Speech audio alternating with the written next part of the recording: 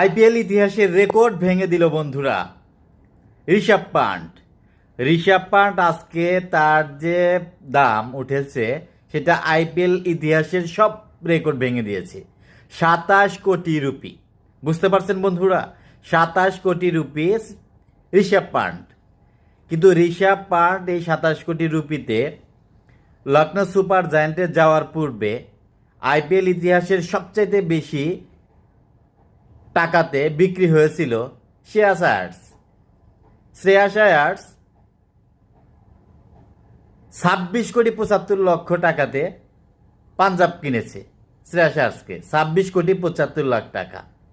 তো আমরা সবাই ভেবেছিলাম এটাই আইপিএল ইতিহাসের নিলামের ইতিহাসে সবচাইতে দামি খেলোয়াড়।